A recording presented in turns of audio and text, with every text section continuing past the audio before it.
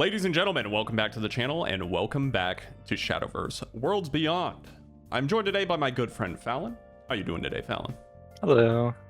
Fallon has taught me a lot of stuff about the game, the lore, and what the game was like before Worlds Beyond, as I've not really played that game as much as I have Worlds Beyond. And today we're going to be talking about some of the cool things that are coming in the very near future, mainly throughout July and perhaps all the way to October. We'll be talking about the Grand Prix, sets 2 and 3, and then in particular, I have some questions about the way they handle collaborations and certain features that you might have some insight on. So I'm looking forward to this. How are you feeling? Yeah, I got you. I'm ready.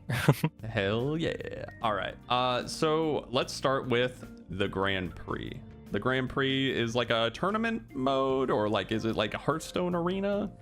Yeah, so basically it's like this gauntlet. You enter it with the deck and you have to go through 5 matches that when you're paired up against someone, just like any normal ranked or unranked match, you have to win at least 4 of the 5 matches to advance to the next stage. And then once you advance to the next stage, you have to do it again, and then you can get to the final stage. But even if you don't manage to do that, you can still participate in Group B, they call it, and you can still basically get rewards, because every time you enter, you'll get rewards depending on how many wins you get. So it goes for a full week, and you can do it, enter 3 times a day. The first entry, I believe, is free. You go in for all 5 matches and you have to complete them even if you don't win them. Once you're done your little gauntlet of 5, you'll get rewards based on how many wins you got, which will consist of card packs, I believe, potentially other things like rupees, or you have a chance of getting gold or legendary cards, which I assume the chance will go up the more wins you have. It costs rupees or crystals after your first free attempt, which usually is pretty worth it, because at least in the original, it cost 1.5 card packs, essentially 150 rupees to enter. So I assume it might be like 750 now, but you're basically always guaranteed to get a card pack as long as you win 1 match and a little bit extra. So it's like, as long as you win 1, preferably 2, you'll get your money's worth. And if you win more than that, you'll get basically more than what it costs to enter. They also have a couple missions, I think. It says, yeah, there's 3 that will enable you to get a ticket to enter, so you don't have to pay. So basically, yeah, you get your free entry per day, 3 extra tickets. You can enter 3 times a day. And that just runs for the duration of, is it like a week or 2 weeks, or? It's just 1 week. Stage 1 is 3 days. Stage 2 is 3 days, and then stage 3 is the final day. Stage 3 is the final stage. You can only enter once, and you will be eliminated if you lose twice. You don't actually get to go for the full 5. Is there any sort of like tournament circuit after that? Is it like, oh, the people that won, Shadowverse, Legends Rise Grand Prix is also going to be in like some sort of, I want to compare it to Capcom Cup, because you have to do like a circuit for that, and then you go to like the finals, and it's like a big televised streamed event, and there's like a big prize pool. Is there anything like that, or? So there is going to be a big Grand Prix where you can win real money. And I believe that like the top players who get all the way to like stage 3 in Group A and win, I think they are eligible for like the World Grand Prix. Okay. Honestly, I don't know too much about it. I have never been close to winning, so yeah, I'm obviously, as someone who plays a lot of fighting games, I'm interested in competitive scenes, whether it's like I never thought I would play a game like this, but I always love watching the best of the best, so it's always interesting to me to see what the stakes are, I guess. Like, so if these people that win in Group A at the final stage, if they go on to like something else, I don't know. I think in general, it's important to have things to aspire to, or have people to kind of like follow, that, it keeps the game interesting. And that sounds actually really cool. And honestly, the Grand Prix seems like something that it's a little bit more up my alley. At first, I was just under the impression that it was the Hearthstone arena is opening, and you're going to be able to just like spend some rupees and maybe get a couple prizes, and it'll be good content or something. But I had no idea it was like a cup, like a legitimate competitive sort of thing, which is really cool. So there will be in an arena mode. because there was in the original. So like there Mhm. will be like something like the Hearthstone Arena eventually. But yeah, for now the Grand Prix is just a cup, and there will be more of those in the future. Right. So do you think that, and this is going to be my weird way of segueing into set 2, do you think that set 2 is going to be releasing at the end of the Grand Prix, or do you think it will be something that is like alongside of it? Because we have the Grand Prix on the 8th, which is very soon. And then we have set 2, which we have no real information on it, except for like on the roadmap it just says mid-July. There might be other sources out there that I haven't seen, but the official one for me thus far is mid-July. Is there when do you think set 2 is going to launch? Well, the game launched June 17th, and the Grand Prix will end on July 16th. So I assume that set 2 will launch on July 17th, because that, that is 1 month after. And it would be weird to kind of, launch a new set while there's like a tournament cup happening, because then it would just, introduce a bunch of new cards and new strategies, and people would try to figure stuff out, and it would like mess up the meta, I guess. It would be weird for a tournament to have that happen. Yeah. What they do in fighting games sometimes is they'll like either bring out a new character either like pretty close, and then that build of the game just won't you'll basically be playing on like a previous patch, so like those cards wouldn't be available in the Grand Prix in this case. But it's just to build hype. But also at the same time, it's they do the same thing at the end of like a big tournament. They'll introduce a new character and be like, all right, new season, new character, go wild. And then they have the whole season to play with those characters. So I'm curious how Shadowverse did it, but that sounds that sounds good. So you think the 17th? Yeah, that's at least what I assume. They'll probably start like drip feeding us stuff when the Grand Prix starts, like a week ahead of time. Yeah, cool. So more teasers. Which, speaking of teasers, on the roadmap we have a silhouette of a character that you're familiar with, but I am not. And apparently that's like a big sort of hint of what the next set is going to be about.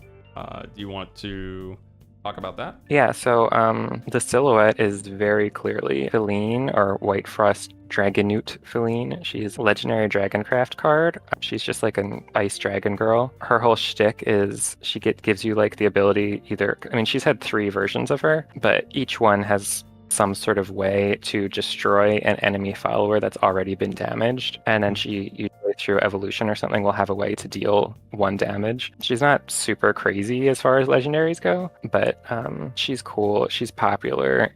She's a cute dragon girl who's people like that in their waifus, I guess. I don't know. Yeah. So does she come like with a different like keyword, or are we expecting to see more like gameplay options from set 2, or is it going to be more of like an extension of Worlds Beyond? Because I think earlier you were telling me how the set itself doesn't feel necessarily like 100% complete. Yeah, Legends Rise, right? That's what it's called. There's a couple cards in it that are like attached to a specific character, or have that character featured on the card, like a spell or an amulet, but that character isn't in the game yet. And then there's other things like Runecraft, especially. They have a bunch of cards with Earthright, but not enough to make a full deck, and not enough to have like WinCon. Yeah, like none of the legendaries for Runecraft are Earthright related, even though they have like some iconic Earthright cards already, like Remy and Rami and Juno. So I think that some of the legendaries we'll get for Runecraft are going to be Earthright, maybe all 3 of them, since all 3 of the ones from the first set were spell boost, and generally Runecraft has like 2 subgroups, and that's the spell boost and Earthright. It's more, you think it's going to be more of an extension and just filling out Legends Rise to be like a more complete package? Yeah. Cool. Do you think like every set is going to get like an equal amount of new cards? They always have an equal amount of new cards per class. Okay. I think. Cool. I'm like 90% sure. I might be wrong. Cool. Yeah, it's just because like it seems like a lot of different decks are performing at different like varying qualities, and it's like I'm curious, just as like this can be like a fun little side question in terms of like balance. How often do they balance the game around like certain cards and metas? They do occasionally or at least in the original Shadowverse, they did occasionally do nerfs to cards that were too strong. They didn't do it at first, though. I think it took a few expansions before they actually started doing that. But they will do that, and then whenever they do, you'll get vials equivalent to the cost to craft that card. So like if you were using that card a lot, like say Orcus or Orcus, I think it's Orcus because it's like orchid. But anyway, she's like kind of universally acknowledged as like the strongest card in Legends Rise. Like she's ridiculously overpowered. So she will probably get some sort of nerf. And if she does, then we'll get vials equivalent to how many copies we have of her. Hopefully. That's what they did in Shadowverse 1, but they're a bit greedier this time around. So they also did towards the end of Shadowverse's like life cycle, I suppose. I mean, it's still running, you can still play it, but it's not being updated. They started releasing old cards that were like reworked to make them more relevant again. Forget what the name of it was. Resurgent, I think, cards, or that's what the set was called. Resurgent Legends. I think they were Resurgent cards. Anyway, they had a little icon next to them that was like, this card already existed, but now here's a better version of it. I don't think that's going to happen anytime soon, because that was only in the last couple sets for Shadowverse. But like, yeah, they will also buff cards that are kind of fallen by the wayside eventually, or they might just release new versions of that character card that's better. Yeah, I think the important thing is to note that like they're looking at that, they actually care enough to make sure the game is like, there's a lot of different ways to play these decks, and like having like some sort of like, not necessarily like because there's always going to be a meta, but like just have like a competitive not edge isn't the right word, but like they all have some level of like competitive value when you choose to pick whichever deck you want to play. It's like they all have like some form of competitive deck that you'd be able to play, and you wouldn't just be shooting yourself in the foot. Because it did seem like that in the beginning of the game, at least for Legends Rise, which is like, not everyone has figured out everything and experimented with all the cards and all the different ways to play them. But I like knowing that, they care enough to either like retroactively go back and check on cards to bring them up to snuff, or, bring them down if that's necessary. Yeah, and there's the Shadowverse Worlds Beyond. I feel like it's a lot more balanced than the original, especially in regards to certain cards. Like in the original Dimension Shift, it's now called Dimension Climb. When you did that one, it would give you an entire new turn. So it was basically like an insta-win, because you could put out some big, strong followers, drop Dimension Shift, and then get another turn entirely to attack face with them. And now it just resets your play points, which is still really strong, but it's not as ridiculous as that. So I think they've definitely gone through and adjusted a lot of balance things already in regards to like how original Shadowverse played versus Worlds Beyond. Can you, just for fun, like what's the difference between resetting your turn and just resetting your play points? Because you like draw a whole nother hand with Dimension Climb. This is just kind of like a nitpick, or like something that I'm curious about. Like, what's the difference? Well, so like when you have a new turn, basically any followers you put out won't have Summoning Sickness. Oh yeah, you're right. Okay. Yeah. So the trick would be to like drop like all of the big Flame Destroyer guys. Yeah. And then switch your turn, and then you could just kill them. Yeah. Okay. Yeah, I can kind of see how that's a little crazy, but I mean, there's still ways around it with the demon guy. He's such a pain. Yeah. I mean, it's cool. It's cool. I like that combination. Like, you need all the cards in hand to kind of summon Exodia and destroy. Yeah, it's really hard to pull off, but it does feel good when you do it. Yeah. So is there anyone else that's like super notable from like the set to like silhouette sort of like teaser stuff? Like, do you think there's any cards that will be relevant, or like people would be on the lookout for the rest of set 2? Well, so set 2 has Feline as a silhouette, and then set 3 has Jerry. Majera Bane, I think is how you say it, but people just call him Jerry because that is a long ass name. And he's one of the omens of the 10, and each one of the omens has like another card that was like a recurring character that was like their rival essentially. So if set 3 is going to focus on the omens of the 10, we already have a number of cards in Legends Rise that are those characters that were like the rivals to the omens, and Feline is another one of them. So I think we're going to get the rest of that crew in set 2 to kind of like fill out the roster. So probably like Ginsetsu, Fox Girl, everyone loves her. Possibly Yuzuki, Demon Samurai Girl, and a couple others. Wilbert for sure. I feel like that's almost guaranteed.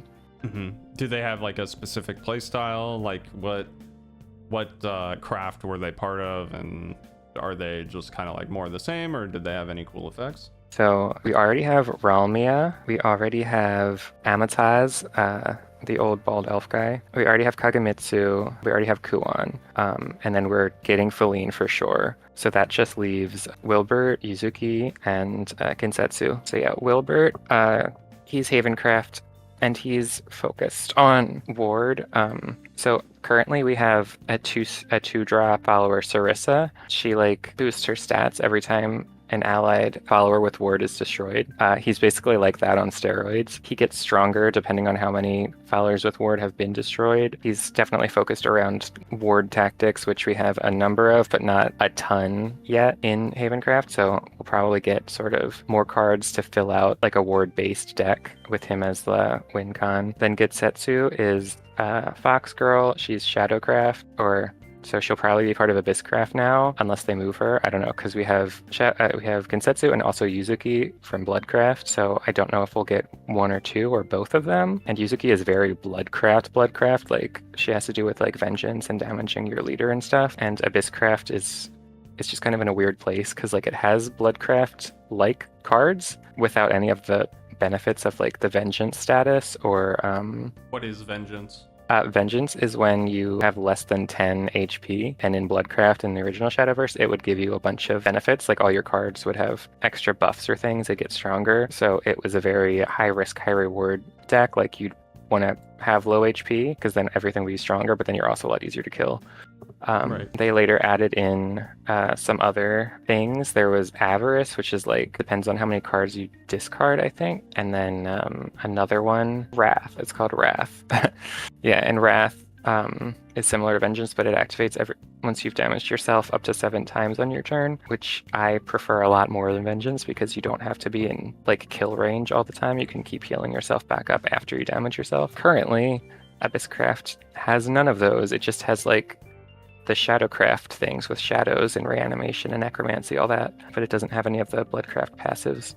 So hopefully we'll get some cards that focus on the Bloodcraft side of things. We already have a bunch of cards that have to do with bats, like vampire bats and stuff. So we'll probably get Vania, Vampire Princess Girl. I don't know if she'll be gold or legendary though, but I'm getting off track. Yeah, I mean, we can. I think it's at least a little bit interesting to hear like some possibilities in the near future for like these cards and these sets, because I mean, yeah, I mean, if this is all about like rounding out the original Legends Rise, I think returning players probably want to see more of, I imagine that Shadowcraft or like Bloodcraft is something that is probably pretty popular in the first game. I don't know if that's true, but I mean, it sounds cool. So yeah, it would be a deck that I would want to build. So knowing that, Abysscraft has like these different playstyles is legitimately interesting. And I think if that was in the game off launch, I definitely probably would have went with that rather than like Swordcraft, because there are some cool Abysscraft cards that I think are cool. Like I think his name's like Balto, and that's not just because I'm a bounty hunter. I'm a bounty hunter VTuber, but I like it. I think he's just a cool card. Like, whenever, even when he's not on the field, he has like presence. I like that. I like Aragavi. Like anything that has to do with like you damage them and then you can like bring yourself back up, or you're just playing this high risk game of being under 10 health. That sounds cool. I think I would definitely enjoy playing that. So I wasn't expecting to get that out of you, but I appreciate it regardless. But like you said, we're getting a little off track. So let's go ahead and so that's cool for set 2. I think that's pretty much everything. But you mentioned like the omens, and like there's like some level of rivalry. I assume that that's like a lore thing, but the omens are, what are they, and why are they cool, I guess? So the Omens are first released in Omen of the Ten, which was, I want to say, the fifth? No, not the fifth. It's longer. It's more than that. The ninth expansion. Wow. And they were the first time that like Shadowverse released an expansion that was entirely like original themed, because a lot of the stuff before that had been based on like Rage of Bahamut characters. They had the Grand Blue one, but like Omen of the Ten was completely original story, lore, characters, but because they're just in card form, I guess they're not really that well explained, but they are really neat. So there are 10 of them. It was 2 neutrals and then 1 for each of the classes, and their whole theme is that they come to put the world on trial. So like they're kind of like just like walking natural disasters, or like Galactus from Marvel. Like they just kind of, they're like forces of nature, I guess. Like it's, I don't know, it's just not well explained, but they are neat, and they have a lot of like presence, I guess you could say, just like within the lore as legendary cards. They're just, I don't know, they're really cool. Each one is based on one of the 10 commandments from the Bible, but like either completely flipped or twisted to the point of it becoming a bad thing. Like, for example, the one who, Rolanite, he's based on the third commandment, do not take the Lord's name in vain. So his whole shtick is that you should not say anything ever. He's the omen of silence. And you've got Marwyn, the omen of repose, who's based on the fourth commandment, observe the Sabbath. So, you know, like on the Sabbath, it's the holy day. You're not supposed to work. You're supposed to like meditate and think about God and all that. His whole thing is you shouldn't do anything ever.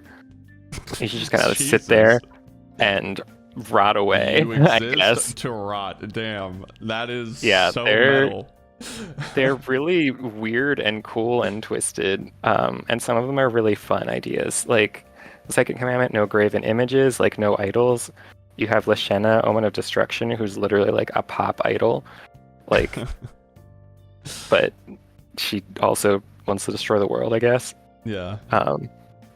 Okay, I think I'm getting the general idea of like who they are, but so they have like some level of rivalry. Like, is it actual rivalry, or is it more like the other, it's like heroes versus villains, sort of like these are their counterparts and these are like who they face off in lore? Yeah, so the first time they were released was Omen of the Ten, and that was just when they were introduced and they existed.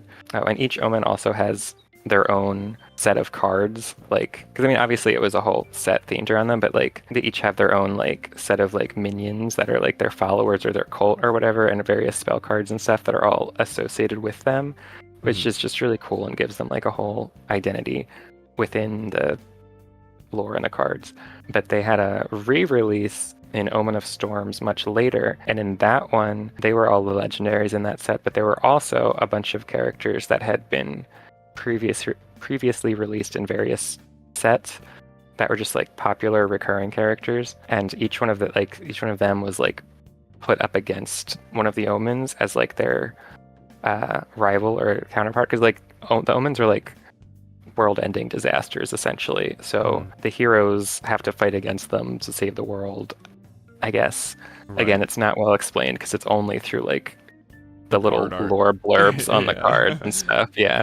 Okay. But like, do you know how in Worlds Beyond we have class has like the character who's like the so-and-so dons their mask? Yes. And if you play a card like that and then someone else plays a card like that, they'll have a different voice line because they'll like recognize each other. Basically all of the omens and all of their rivals had voice lines for each other, and like in the lore they were fighting. Yeah, if I had $1 for every time I heard the curious artificer dons her mask, I'd be rich. I'd have a lot of cards, you know? Yeah. I'd be a whale in this game. Yeah.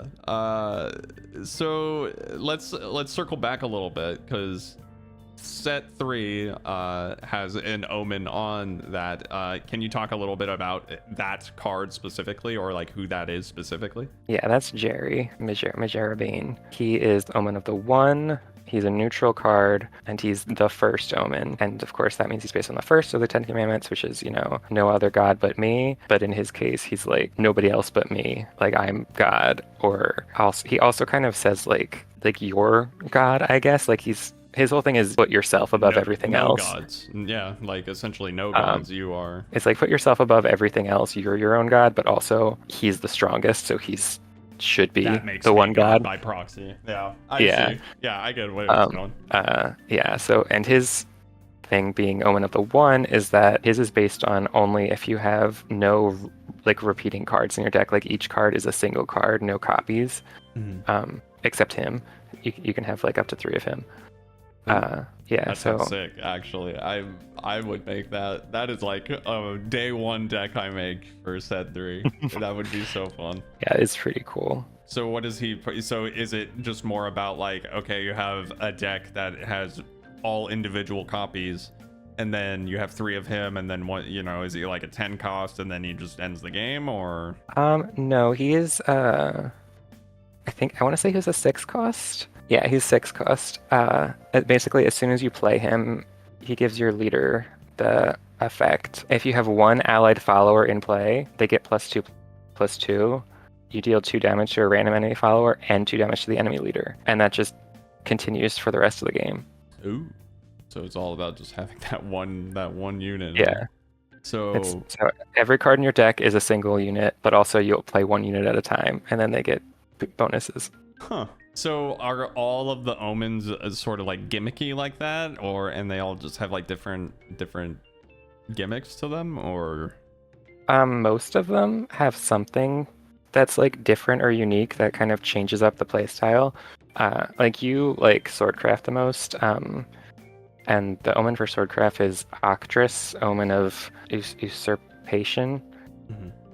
Fancy word for stealing. She's, themed after Thou Shalt Not Steal, and she's like, steal everything. Nothing belongs to anybody. Just take what you want, I guess. Honestly, she's kind of one of the more boring ones. She's not like circumventing the commandment in like an interesting way, I don't think. But as a card, she's really cool because she steals an enemy's last words. Oh. Okay. But her entire like set and her followers and stuff are all themed about getting loot, which are like these bonus little cards that you can sort of generate in your hand, and they all do like a little something. Later on, you get more cards that will benefit from like the loot system, I guess. There were some really crazy decks that were based around that. I don't remember off the top of my head, but some cards that were like, deal damage equivalent to how many loot cards you've played or whatever, stuff like that. But it gives Swordcraft a whole new way to play because you have all these little like 1 cost cards that give you bonuses. So you don't necessarily have to play your bigger cost cards that give like everyone a bonus. You can just kind of play one to quick heal somebody or give them rush, or Gilded Blade, which deals damage. Gilded Goblet restores HP. Gilded Boots gives a rush. And Gilded Necklace gives +1/+1. And these are like physical cards that get added to your hand? Mm-hmm. Oh, okay. So it's not like Spell Boost. No. Cool. Yeah. It's just like little added buffs that you can give to any unit. And that's cool. Most of her cards in like her cult or whatever have some way of generating these loot cards and then some benefit extra from playing them. Cool. Yeah. I'd be down to try it. I mean, honestly, I don't think I've played a set or like played a deck that like I haven't really enjoyed in this game, which is like a really big step up from, because there are just some classes in Hearthstone I just didn't enjoy, but every deck I play, at least in the first set here, I've enjoyed like to some degree. It feels interesting. I think it's just worth stating that I just really like the pacing of Shadowverse. It's so it's tense, especially once you get towards later in the game. Like one little mistake could just cost you everything, and you have to constantly be prepared for what they're going to play and what you're going to play. And like once you're towards the end of the game and those big cards can come out, like you just, I don't know. It's just real intense.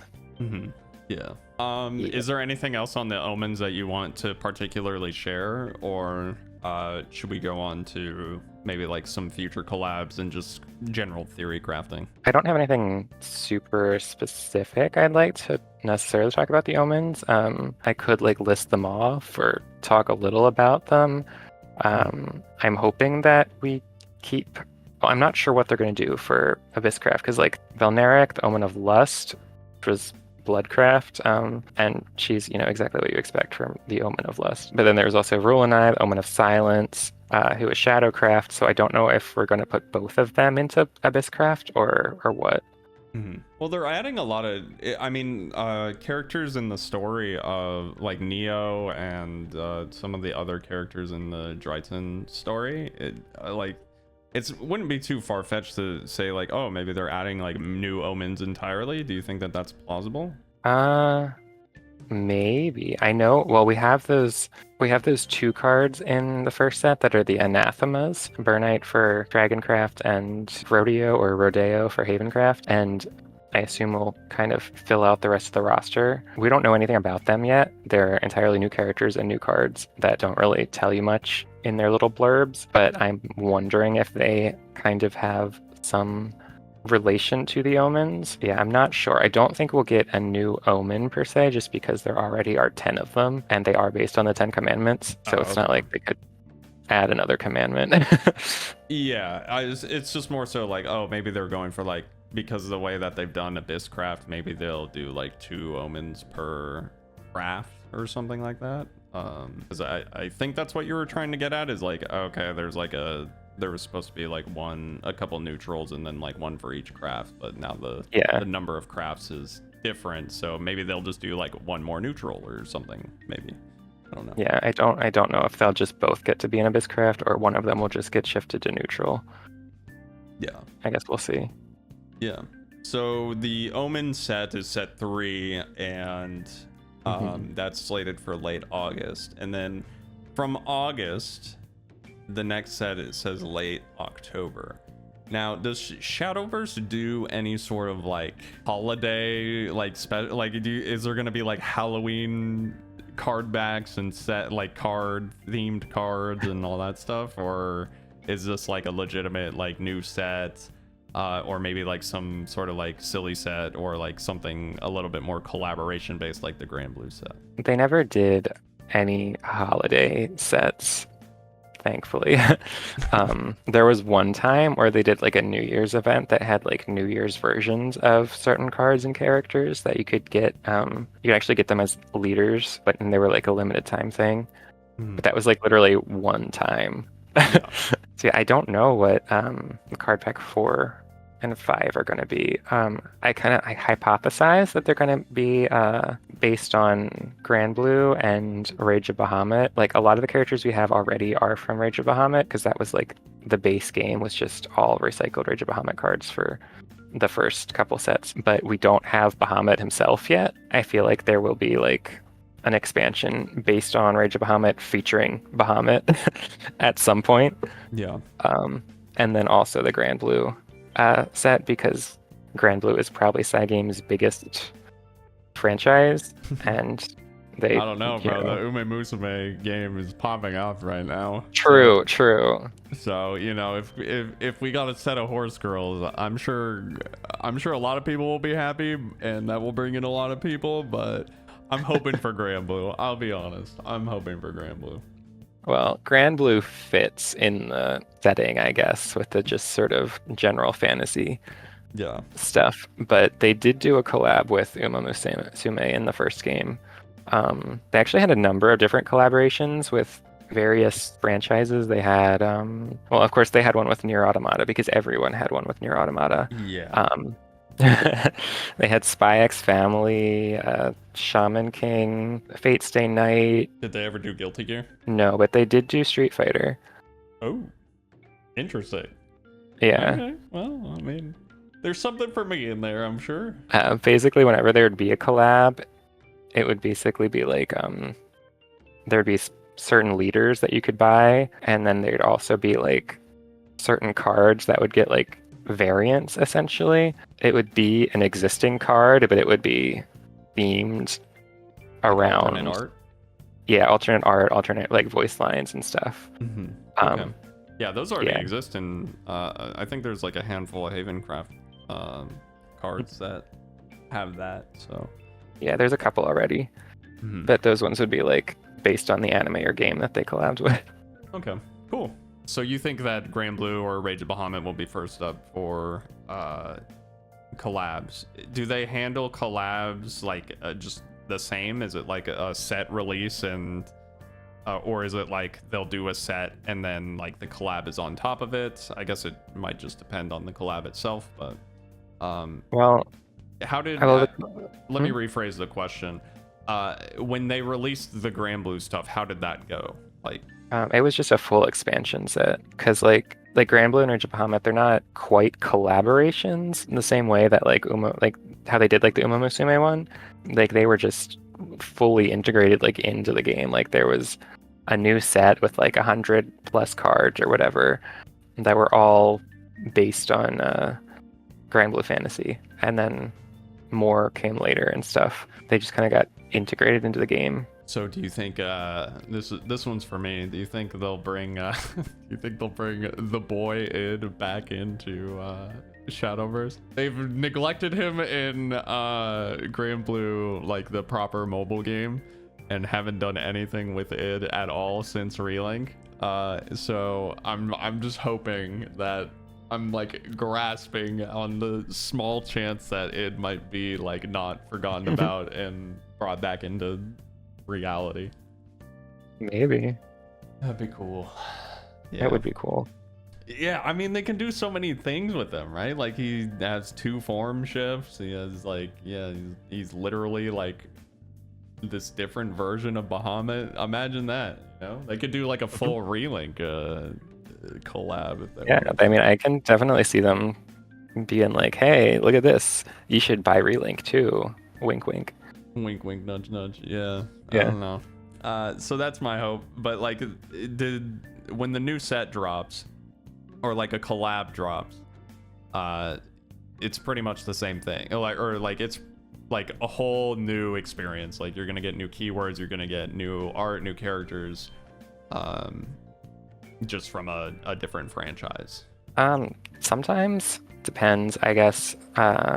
Some expansions and collaborations, well, most of the time the collaborations are just like aesthetic things that just kind of go on top. But like with Grand Blue and stuff, they might add new keywords, they might not. Just it really depends on the set.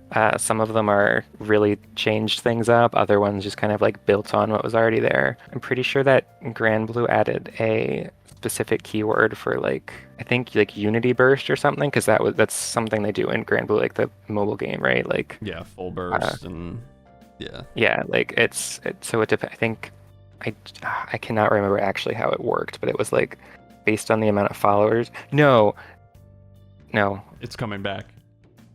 I thought it was, but then I'm getting it mixed up with Skybound Art, which also might be from Grand Blue. Yeah, that's a thing as well in Grand Blue. Yeah, Skybound Arts is like you use your Skybound Art, like an individual character uses their Skybound Art, and then after like 4 or 3 of them do it, it does a full burst. It's like another instance of damage. Yeah, well, both of those were added as keywords for the Grand Blue expansion. Interesting. Okay, cool. What collaboration that either they have or have not done, what would you like to see the most in Shadowverse Worlds Beyond? It's a tough one. Because I'm all about the Grand Blue. Like, I'm set. Once I see my boy Siegfried, and if it makes an appearance, I'll be happy. But, like, yeah. Or, like, I just want to get, like, the boys. Like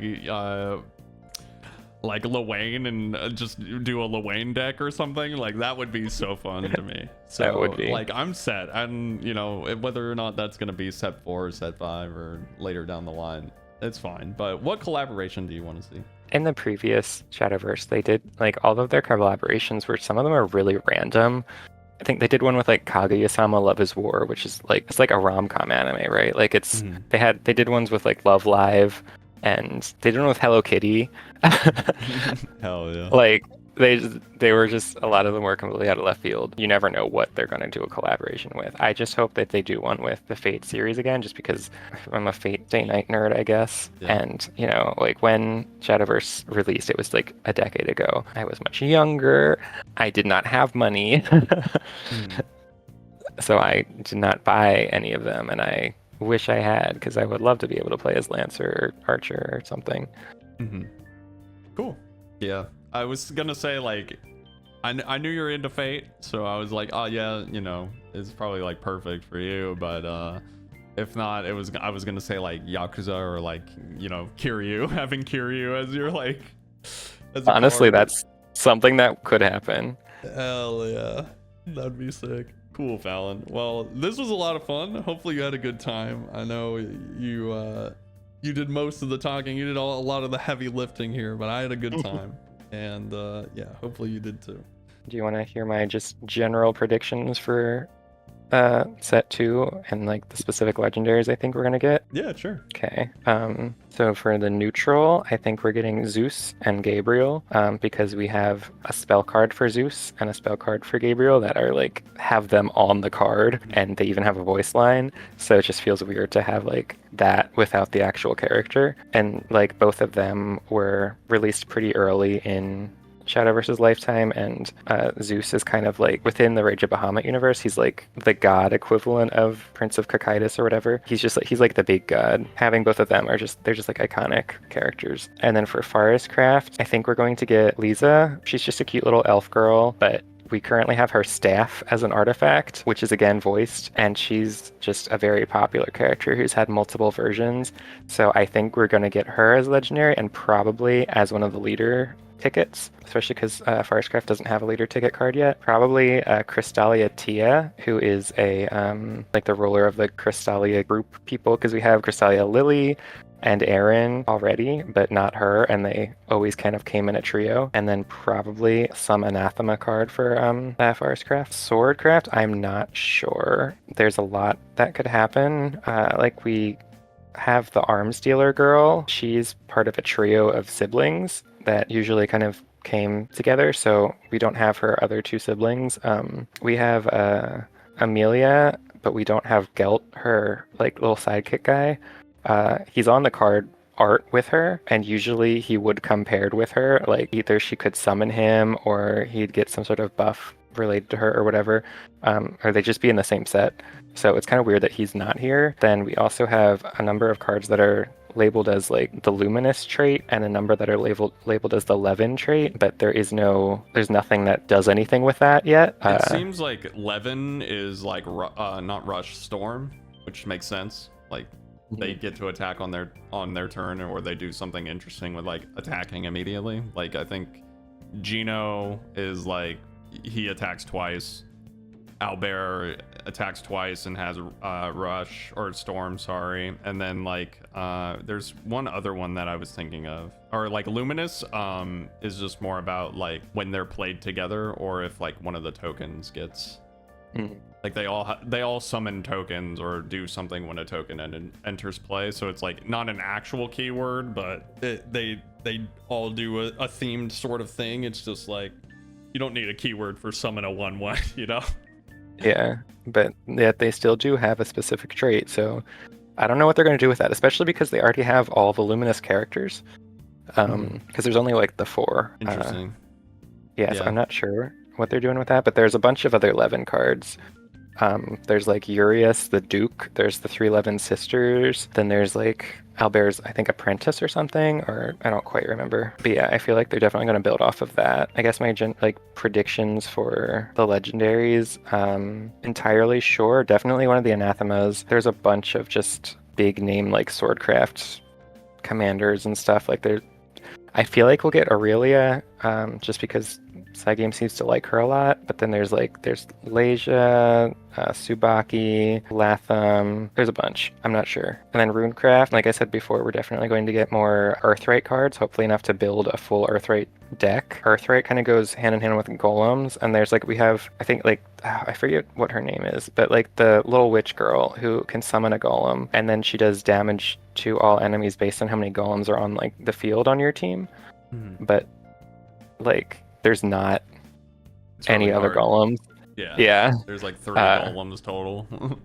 But usually Earthright has a bunch of them, so we'll probably just kind of get more golems, maybe more Shikigami too, because we have Kuan who summons his Shikigami and then the one spell, but no other synergy with that. I don't know. There's a lot of ways they could go with Runecraft. We also have a ton of Mysteria cards, which don't really have any Mysteria synergy yet. They're just kind of all spell boost.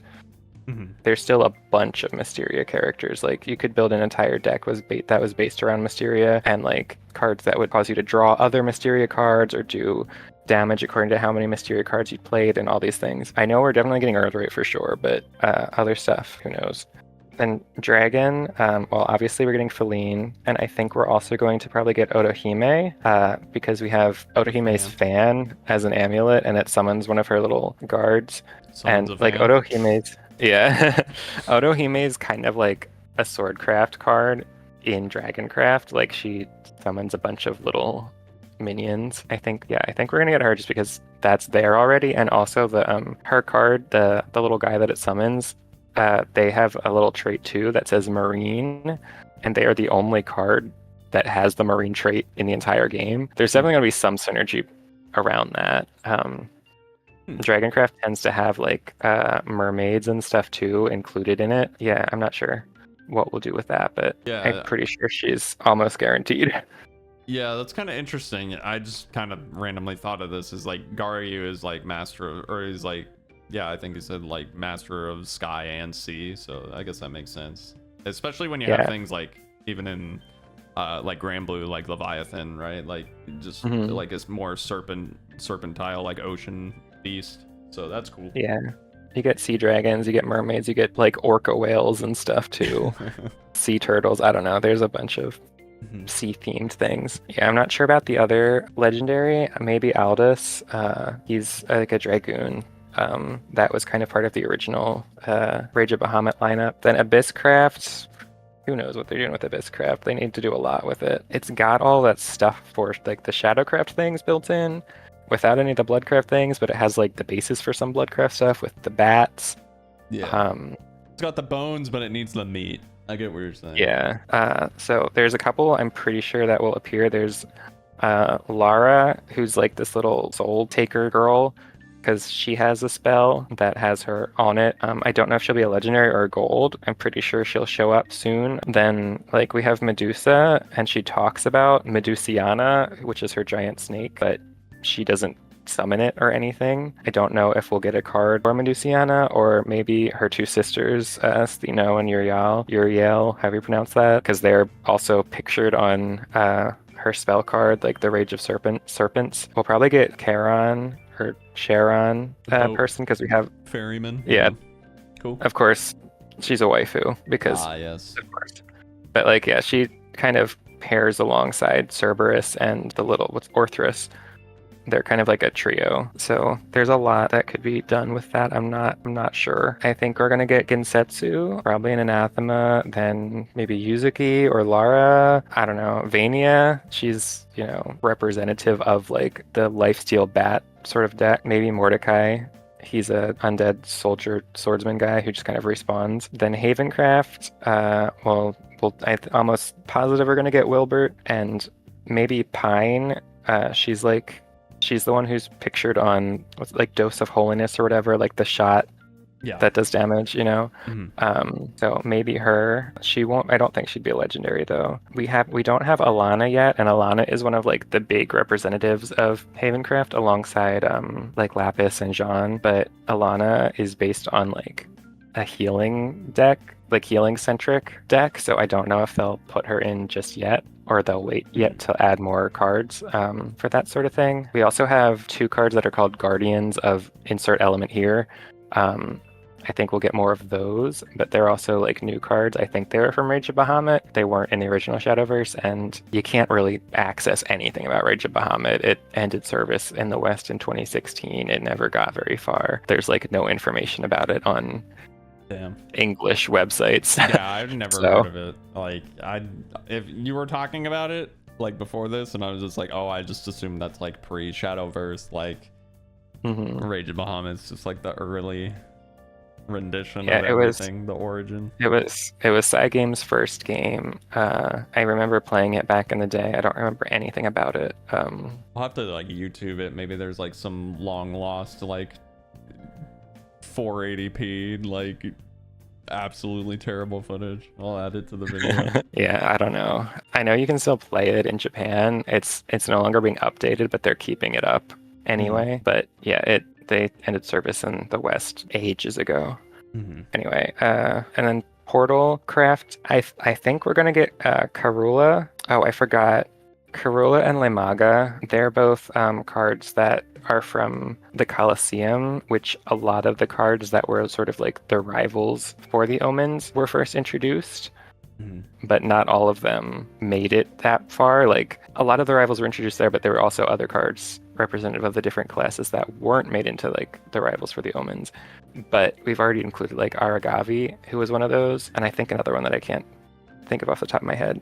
But like, so Karula is a dude from Portal Craft, so I feel like they'll just add him because they have most of the others already. And Lemaga is from Forest Craft. They'll probably add her because they have most of the others already. I don't know. But yeah, probably another Anathema. I want to guess like Xion, but probably Spinaria. She's just another like big iconic Portal Craft character. When it comes to gold cards, though, we'll probably be getting Zwei because we have Orcus and we have Liam, who made Orcus in the lore. Mhm. And then Zwei was like supposed to be like the replacement for Orcus when I guess Orcus was like went off and found a heart or whatever. So she's like Orcus 2.0. There's a bunch of lore there, but again, it's from Rage of Bahamut. So Have you done the It's hard story for Dryzen yet? some of it. I'm just curious because I think like I don't remember this, but I think Zwei is like at the end, but maybe not. Oh, Maybe not. I don't. For some reason, I feel like that name is like mentioned somewhere. Either it's like Dryzen's like sister or something, or it's the thing that you fight at the end of the story. I don't remember. well, I mean, Zwei is German for 2 and Dryzen is German for 13. So I don't know. Maybe there is a connection there. Right. Okay. Interesting. And the only other thing I can say is Saphira. She was I think she was like a silver card, original Shadowverse, but she's also one of the ones that just has a spell card with like her face on it and her voice on it. Are there any neutral characters that are like significant, or did you mention them at the beginning? Yeah, I said Zeus and Gabriel for them. We Yeah, might. that's right. Okay. There's also, I feel like Lucifer is also a big name in Rage of Bahamut and Bahamut himself. I made when I was doing research and stuff and taking notes. There's a number of cards that like I think might appear because they have some sort of relationship to cards that we currently have. That's Who knows kind what of set that's gonna be in? Yeah. yeah. That's kind of like they're not necessarily super close relationships, so it's like Mhm. I don't know. Cool. Well, that gives everybody like some food for thought to kind of like run with. What to look out for if they're like super ingrained into like the lore and all that stuff. Obviously I'm super new, so it's like a lot of these names are kind of like who and or what. It's like it's interesting to me as someone that's coming in like fresh to the game, but yeah, I'm curious to see what other people's predictions are for the set, and or if they just like agree with you and that makes sense. Thanks for listening. No, thank you for coming on and bestowing your knowledge upon me, because I don't know what's going on in this game. I just play it, So it's cool to get an outside sort of like more astute perspective on the game as someone who has just recently kind of fallen into it and gotten more engrossed than I would have expected. I'd love to have you on in the future for the channel to just kind of like talk talk your stuff about Shadowverse because I'm so new. So thank you. Yeah. Thank you guys for listening in. Thank you. Hopefully you enjoyed it. Hopefully you're looking forward to set 2 and 3 as much as we are. But we will catch you in the next one. Peace.